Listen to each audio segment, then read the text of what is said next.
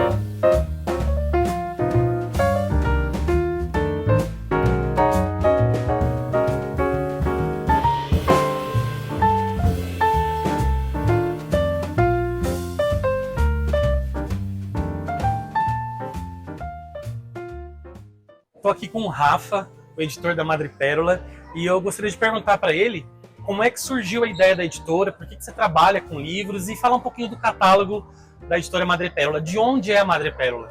Madrepérola é de Londrina, né? Surgiu de uma necessidade, comer, beber. Não, era assim, eu sempre fui fascinado pelo mercado editorial desde que eu entrei na Faculdade de Letras. E aí trabalhava já, estava entrando no mercado editorial e me veio a oportunidade. Um parceiro, um escritor, falou: cara, por que a gente não monta uma editora? E aí surgiu a Madrepérola nessa ideia de trabalhar e trazer publicações, né? Eu trabalhava com outras áreas do editorial, mas de editar, criar um livro do zero, veio com a Madrepérola. Ah, que bacana. E você edita quais tipos de literatura? Você mais poesia, mais narrativa? Quais são os gêneros que você edita? Madrepérola, a gente está trabalhando muito, a gente gosta de editar bastante poesia, mas a gente tem uma linha de contos, romances e bastante também infanto-juvenil esse ano. Uhum. E se alguém quiser mandar um original inédito aí para a Madrepérola, como é que a gente faz? Só acessar o nosso site e ali tem um local de envio de originais, o autor vai mandar, a gente vai analisar e aí se for aprovado a gente vai entrar em contato. Maravilha. E qual a importância? A gente está aqui na Flim 2024 em Maringá. Qual a importância para uma editora estar presente fisicamente com seus livros numa festa literária como essa? Primeiro de tudo, o reconhecimento, né, o convite, porque eu venho desde 2019, primeiro ano, e sempre fui convidado e reconvidado. Então, eu acho que é um reconhecimento pelo trabalho que a gente está fazendo, está dando certo, né? Uhum. E a Flim, como a programação dela é bem rica, ela traz muito do que está acontecendo da literatura, é muito bom para conhecer esses autores, para se reunir, conversar, trocar uma ideia, coisa que você não consegue fazer toda hora se não for numa festa dessa. Perfeito. Obrigado, Rafa, e sucesso aí com a editora. Valeu! Essa pessoa começa o papo se apresentando, dizendo seu nome, de onde é que veio, e tudo mais.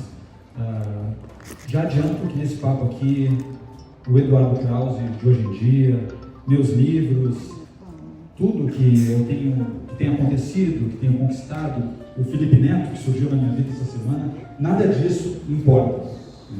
Eu quero falar de um outro Eduardo para vocês, mas antes eu quero propor um jogo, né, já que eu vi que vocês estão acordados depois do almoço.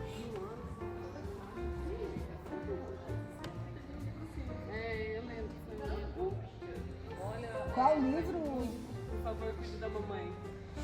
Estamos aqui com o Oscar Nakassato, escritor maringaense, que está lançando dentro de alguns minutos, né, Oscar? A gente vai subir no auditório para fazer o bate-papo do lançamento do Odichan, que é o novo livro do Oscar, que está sendo pela Fósforo. E eu gostaria de perguntar para o Oscar como é que surgiu a ideia desse livro, como é que está sendo a recepção das pessoas com o livro novo? Obrigado, Luigi. Odichan nasceu de umas reflexões sobre a terceira idade, que não é a melhor idade, com certeza. É uma ideia, é um período da vida da gente sobre o qual a gente não pensa muito, não é? Talvez não queiramos pensar muito, mas algumas leituras que eu fiz, principalmente sobre a situação na terceira idade no Japão, que está bastante complexa, eu fiz algumas leituras e, enfim, daí surgiu a ideia de escrever esse livro. Perfeito. E o que você acha da importância de ter uma festa literária como a Fling? A gente está na 11ª edição, e de você, como autor da casa, vir lançar um livro durante a festa literária. A gente estava conversando agora há pouco, né, Luigi, sobre a Fling, a Feira Literária Internacional de Maringá, que é um evento, já está no calendário de evento da cidade, já virou patrimônio, e assim é importantíssimo. Eu acho que é uma das grandes feiras que tem no Brasil, tem atingido, assim, tem alcançado, não é, uma população imensa, não só da cidade, como da região toda, tem trazido autores imensos aqui no Brasil, aqui para Maringá, não só aqui do Brasil, mas como de outros países também. Então, a Fling para Maringá acho que tem uma importância cultural enorme, não só para Maringá, mas para toda a região, que está para o Brasil. Maravilha, obrigado pela participação, sucesso. Imagina. E leiam Oscar Nakassato. Olha a potência que aquele cárcere, né? E virou liberdade, né? E transformou a história. Né? Transformou a história de um jovem que vem do interior e deu toda uma possibilidade. E hoje ele é um ativista e reproduz isso. Então, até que ponto a biblioteca tem que ser aquele lugar escuro, silencioso, né? Visto como um cárcere. Por que as bibliotecas estão vazias, as academias estão cheias? Né? Estou aqui com o professor Marco Ruschka, que é professor, tradutor, escritor, e a gente teve o prazer de traduzir juntos o livro As Revelações de Arsène Lupin. A gente publicou pela Madrepérola, né?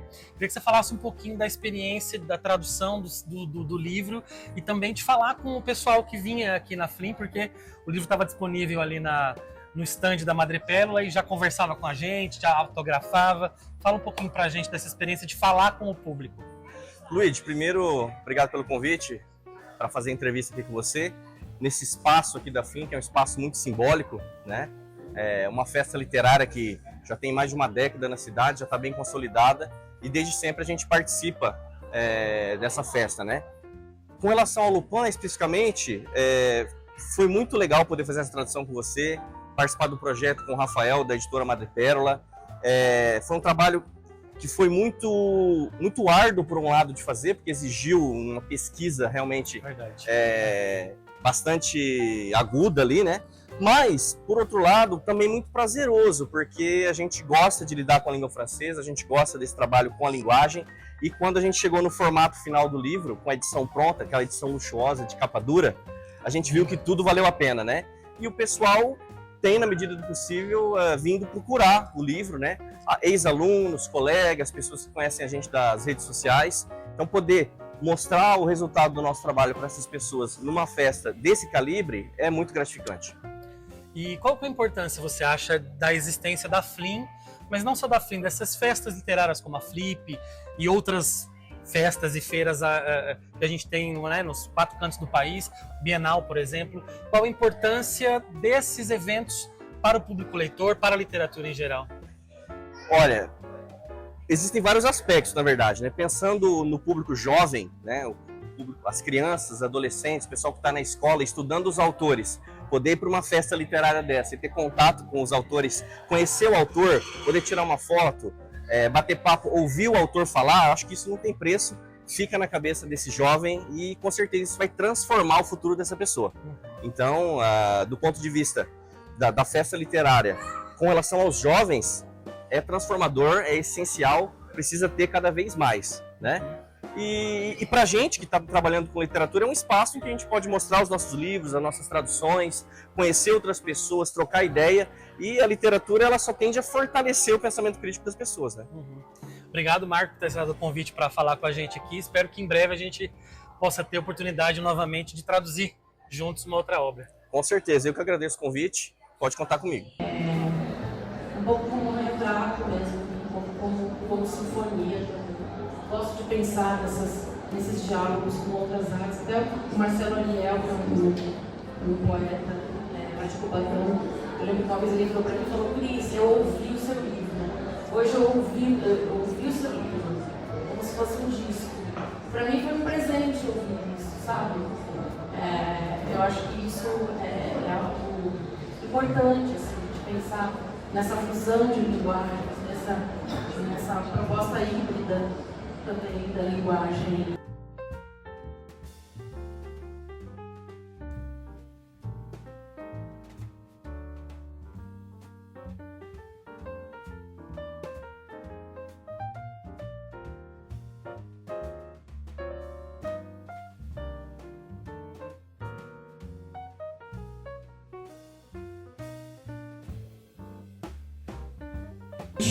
E eu vou fazer a mediação da conversa com o nosso querido escritor Oscar Nakassato, que está lançando um livro novo, então por isso, desde já eu peço palmas para o nosso querido autor Oscar.